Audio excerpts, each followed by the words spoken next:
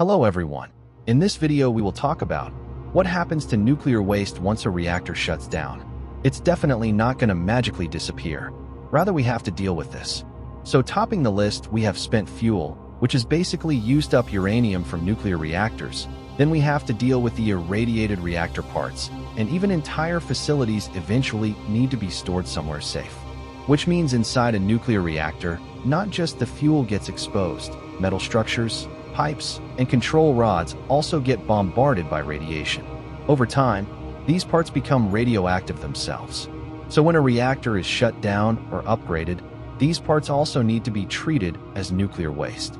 So, as AI is dominating the world, day by day the demand of electricity is increasing. And most tech giants are placing their hope on nuclear energy.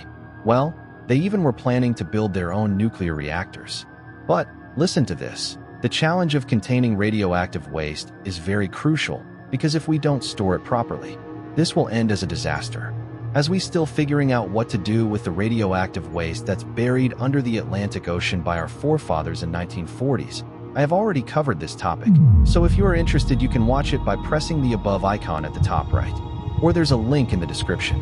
Now, returning to our topic, it is encouraging to note that countries like Finland are taking proactive steps to address this issue. They are constructing a massive underground facility called Onkalo. It's located 430 meters. That's like a 100-story building, below the surface, deep inside the earth.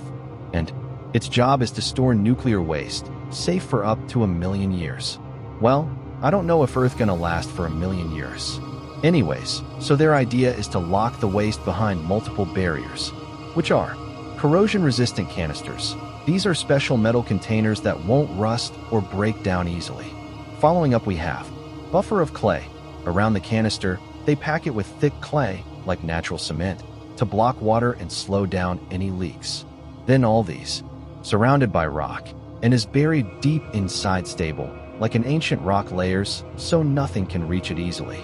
Well, let me ask you something. How they are randomly saying it would last 1 million years?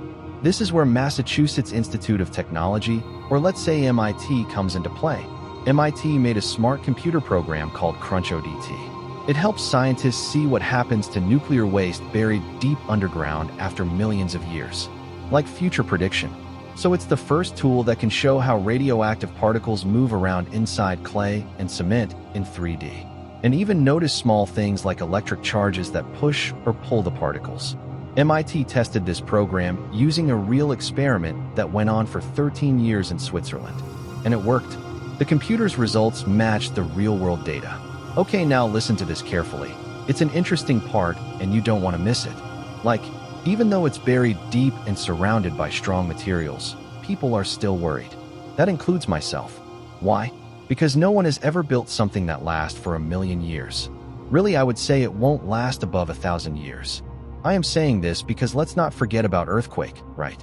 What you guys think about this? Write it down in the comments. Well, that's it. I won't take too much of your time, so I am ending the video right here, right now. Thank you and bye.